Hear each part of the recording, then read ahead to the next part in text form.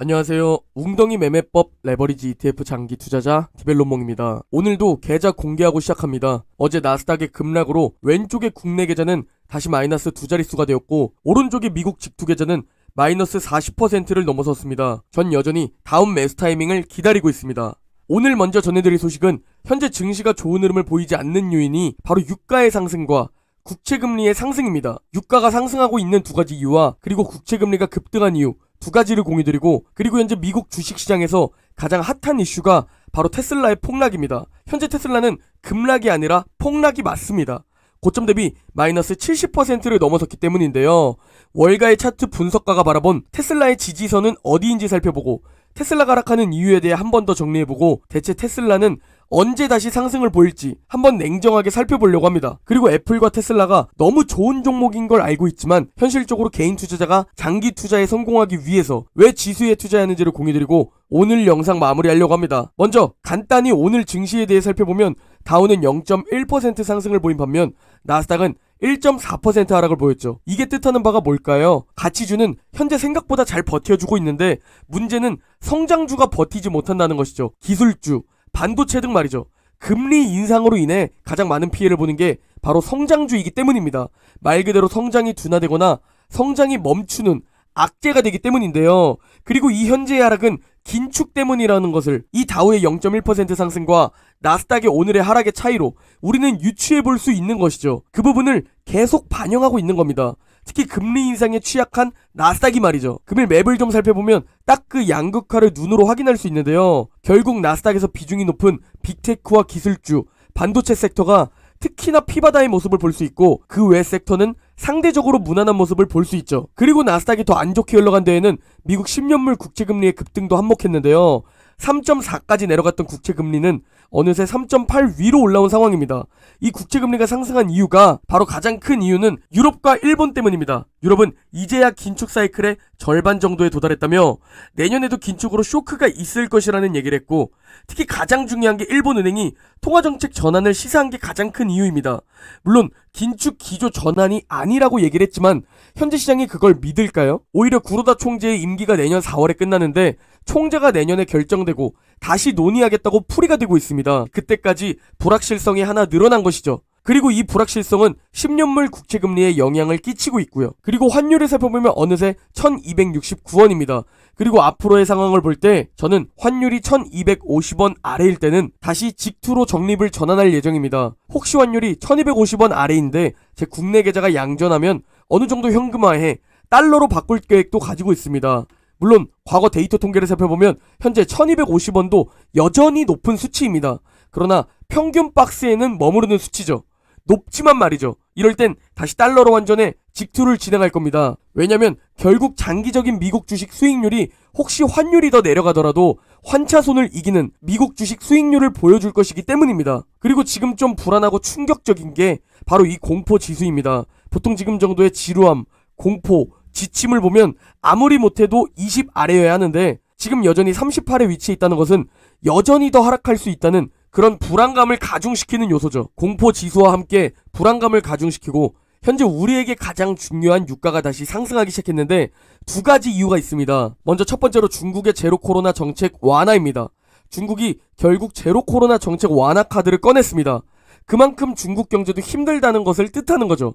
그런데 왜 중국이 정책을 바꾼다고 유가가 상승하는 걸까요? 제로 코로나 정책 완화를 통해 현재 중국은 경기 회복을 노리고 있습니다. 이 중국의 경기 회복 기대감은 중국이 경기를 회복하면서 다시 원유 사용량이 늘어난다는 것을 기대하게 만들죠. 그래서 유가가 오름세를 보이는 겁니다. 그리고 유가가 상승하는 두 번째 이유가 바로 러시아가 2월부터 유가 상한제를 도입한 국가들에게 원유 수출 금지를 발표했기 때문입니다. 하필이면 또 둘이 짜고 치는 건지 중국과 러시아가 유가를 상승시키고 있는데요. 석유 및 석유 제품 공급 가격에 가격 제한이 걸려 있으면 공급 자체가 금지된다는 내용입니다. 즉 러시아는 원유 공급을 줄인다고 말하고 있고 중국은 코로나 완화 정책을 통해 수요를 증가시킬 것이고 이래서 유가가 상승하는 겁니다. 원유 공급은 줄이는데 수요가 늘어날 것 같으니 말이죠. 사실 지금 우리에게 중요한 게 저게 아니죠. 지금 우리에게 중요한 건 아니 대체 테슬라가 왜 그러는 거냐 이거입니다. 왜냐면 TQQQ, SXL, 애플 이런 종목들보다 작년과 올해 서학개미 순매수 1위가 바로 테슬라이기 때문입니다. 그런데 이 테슬라가 현재 무려 고점 대비 마이너스 70%를 넘어섰습니다. 진짜 말도 안 되는 폭락을 보여주고 있는 겁니다. 반토막을 넘어선 닷컴 버블도 아니고 마이너스 70%라뇨. 지금 현재 109달러에 위치해 있는 테슬라인데 현재 이 가격이 무려 2020년 8월보다 낮은 가격입니다. 이 말은 즉 2020년 8월 이후에 테슬라 산 사람은 무조건 마이너스 구간이라는 소리입니다. 2년 넘게 보유해도 마이너스인 거죠. 얼마나 멘탈이 무너지겠습니까? 이래서 장기 투자가 쉽지 않다는 얘기를 하는 겁니다. 자, 그렇다면 월가의 차트 전문가는 현재 테슬라를 어떻게 바라보고 어디를 지지선으로 바라보고 있을까요? 월가의 차트 전문가는 우선 저항선과 지지선을 하락 추세선으로 그렸습니다. 차트의 빨간 하락 추세선처럼 말이죠. 그런데 지금 차트 전문가가 테슬라 매수를 말하지 못하는 이유가 뭐냐면 현재 이 하락 추세선을 강하게 뚫고 내려가고 있기 때문입니다. 즉 어디까지 떨어질지 모르는 하방이 열렸다. 최악의 상황이 펼쳐진 것이다. 라고 차트 전문가는 말하고 있는데요. 거기에 현재 이 하락이 더 문제가 있는 게 뭐냐면 바로 거래량을 동반한 폭락이라는 겁니다. 거래량을 동반한 폭락이 뭘 뜻할까요? 바로 공매도, 패닉셀을 뜻하며 최근 일론 머스크가 빚내서 주식하지 마라 라고 말한 게 혹시 마진콜 때문이 아닐까? 이렇게 생각이 되는데요. 실제로 현재 테슬라에 대한 공매도 공격이 9월부터 심해지기 시작해서 지금은 화면을 보면 아시겠지만 거의 역대급 공매도 수준입니다. 그리고 노란색의 공매도 잔고가 증가할수록 초록색의 테슬라 주가 하락이 하락하고 있죠. 그렇다면 테슬라가 상승을 보이기 위해선 이 공매도에 대한 쇼커버링이 들어와야 단기적으로 상승을 보일 수 있고 숨을 쉴 수 있는데 현재 패닉셀과 마진콜 영향 때문에 이게 쉽지 않은 상황으로 보입니다. 그리고 차트 전문가는 다음 강한 지지선을 90달러에서 100달러로 얘기합니다. 만약 여기를 더 뚫고 내려간다? 그러면 거의 65달러까지도 얘기하고 있는 상황입니다. 그만큼 현재 90달러에서 100달러 이 지지선이 정말 중요해 보이는데요. 그나마 현재 테슬라의 RSI를 살펴보면 역대급으로 낮은 수치임을 볼 수 있습니다. 무려 RSI가 16입니다. 16. 얼마나 현재 과매도 상태인지를 알 수 있죠. 이 정도 RSI 수치는 몇 년 동안 보지 못한 수치죠. 몇 달 전만 해도 실적이 생각보다 좋다. 역시 애플과 테슬라가 최고다. 라는 얘기를 들었었는데 갑자기 지금의 테슬라는 왜 이렇게 미친듯이 폭락을 보이는 걸까요? 테슬라 폭락은 크게 세 가지 이유가 있습니다. 테슬라가 하락하는 첫 번째 이유 다들 아시겠지만 일론 머스크의 매도입니다. 진짜 얄밉게도 최고의 매도 타이밍에 분할 매도한 일론 머스크입니다. 그런데 이 일론 머스크의 매도가 현재 테슬라 주가에 큰 영향을 미치는 이유는 무려 52조 1600억 원 어치나 매도했기 때문입니다. 아니 52조를 매도했는데 주가가 어떻게 버틸까요? 그래서 문제가 생기는 겁니다. 상승할 만하면 머스크가 매도해서 급락시켰기 때문이죠. 그리고 다행이라고 얘기하긴 뭐하지만 일론 머스크가 약속 같지 않은 약속을 했습니다. 앞으로 적어도 1년 반 동안은 테슬라 주식을 팔지 않겠다고 말이죠. 경기 침체 때문에 과하게 테슬라 주식을 팔았는데 그리고 트위터 때문에 테슬라 주식을 팔았는데 이제 1년 반 동안 안 팔겠다 라고 말한 겁니다. 그럼에도 불구하고 내년 경기 침체 가능성 때문에 자사주 매입은 유보하겠다고 했죠.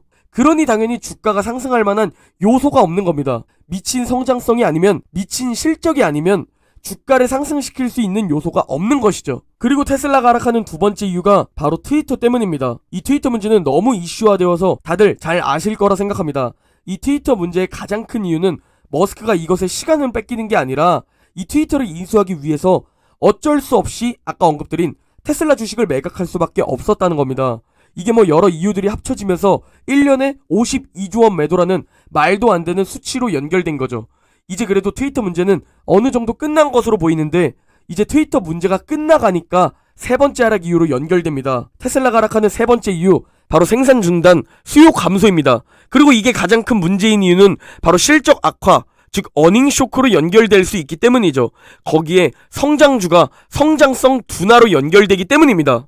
상하이 공장이 생산 중단에 들어갔는데 이게 여태까지 크리스마스 연휴 때 단 한 번도 공장 가동을 쉬지 않았던 테슬라가 이례적인 연휴를 가졌다는 겁니다. 그리고 이 연휴를 가진 이유가 뭘까요? 바로 수요가 감소했기 때문과 공장 직원들의 코로나 확산으로 분석되고 있죠. 그리고 현재 가장 중요한 부분이 직원들의 코로나 확진이 아니라 테슬라 수요 감소에 있습니다. 전 세계적으로 테슬라 자동차 수요 감소가 있습니다. 특히 중국 자동차 시장이 부진하면서 전기차 수요가 예상보다 감소한 겁니다. 그리고 이 수요 감소는 실적 미스로 연결될 겁니다. 특히 중국 시장의 문제가 아니라 이제 테슬라의 수요가 감소하기 시작한 것으로 보이는 게 중국의 전기차 시장은 주간 단위로 여전히 성장세를 유지하고 있기 때문입니다. 그러나 테슬라의 독주 체제가 아닌 BYD의 독주 체제라는 것이죠. 지금 반도체도 힘들고 나스닥도 힘들고 빅테크도 힘들죠. 우리가 투자하는 미국 증시가 힘든 상황입니다. 그럼에도 왜 테슬라는 더 떨어질까요? 누가 봐도 시총 1위 갈 것 같던 기업인데 말이죠. 왜냐면 자동차는 필수 소비재가 아닙니다.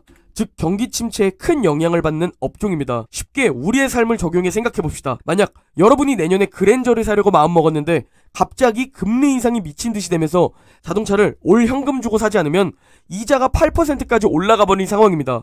그럼에도 불구하고 여러분은 자동차를 살 건가요? 아니면 금리를 내릴 때까지 1년에서 2년 정도 더 버티면서 탈 건가요? 당연히 대부분의 사람들은 자동차를 사지 않고 버틸 겁니다. 그래서 테슬라가 이런 부분을 반영해서 수요 감소, 실적 악화를 반영해서 더 하락하고 있는 것이죠. 그래서 테슬라가 여태까진 너무 잘 버텼지만 이번 경기 침체로 실적에 꽤나 큰 영향이 있을 것으로 전망되고 있죠. 성장성이 둔화되냐 아니면 유지되냐가 중요해 보입니다. 즉 이번 경기 침체를 테슬라가 어떻게 넘기느냐, 이게 2023년 테슬라의 주가를 결정할 건데요. 일론 머스크는 어떻게 넘길지 운영 계획에 대한 말을 남겼는데 수요가 감소하지 않게 자동차 금액을 낮춘다고 말했죠. 그러면 마진이 덜 남는 거 아니야? 라고 질문 주실 수가 있는데 이에 대해 일론 머스크는 FSD 구독 서비스를 활용해서 그 마진을 남길 것이라고 계획했습니다. 다른 자동차 업종은 할 수 없는 마진을 남기는 방법 중 하나죠. 지금 테슬라가 마이너스 70%, 여러분의 믿음도 깨지고 테슬라 유튜버 분들도 사라지시고 욕 많이 먹고 계신 걸로 압니다. 내가 투자하는 종목이 마이너스가 70%가 된다? 이거 어떻게 투자 원칙을 지킵니까? 1000명 중 1명만 원칙을 지킬 겁니다. 나머진 믿음이 의심으로 바뀌는 그 순간일 겁니다. 그러나 제 개인적인 생각으로 결국 장기적으로 보면 테슬라는 우상향할 것이다 라는 생각입니다. 실적이 잘 버텨주거나 이번 경기 침체가 끝나거나 고금리 정책이 끝나게 되면 결국 다시 올라갈 기업들은 올라가게 되어 있습니다. 회색이 테슬라 12년 주가 흐름입니다. 여러분이 빠른 통찰력으로 일찍 투자했다면 지금 마이너스 70% 폭락해도 미친 수익률일 겁니다. 그러면 지금 이미 다 떨어진 상황에서 그냥 팔고 적금으로 이동해야 할까요? 여러분, 빨간색 차트를 잘 보시기 바랍니다. 바로 테슬라의 고점 대비 낙폭, 즉 MDD 차트입니다.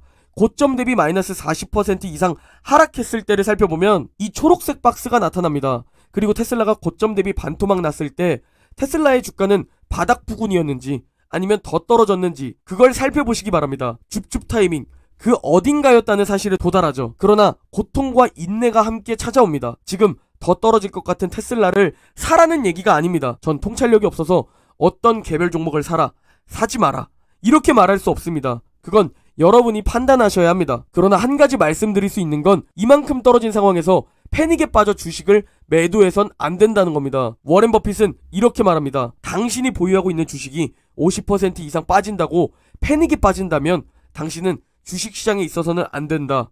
이게 뭘 얘기하는 걸까요? 누구나 어떤 주식에 투자하든지 간에 반토막은 언제든 찾아올 수 있는 당연한 겨울과 같은 것이라는 겁니다. 실제로 미친 통찰력을 가진 워렌 버핏조차 투자하면서 자산이 반토막 나는 경험을 무려 3번이나 했다고 합니다. 그럼에도 시간을 투자해 결국 이겨낸 투자자죠. 평범한 삶에서 벗어나려면 주변인들과 똑같이 행동해선 안 됩니다. 남들이 봤을 때 저거 미친 거 아니야? 하는 극소수의 행동을 해야 부자가 될 수 있다는 사실을 기억하며 지금 이 상황에서 자산가들은 어떻게 행동할지, 세계적인 투자자들은 어떻게 행동할지 잘 생각해보고 냉정하게 이겨냅시다. 오늘 영상은 여기까지입니다. 제 영상이 도움이 되셨다면 구독과 좋아요, 댓글, 알림 설정 꼭 부탁드립니다. 그럼 내일 영상에서 뵙겠습니다.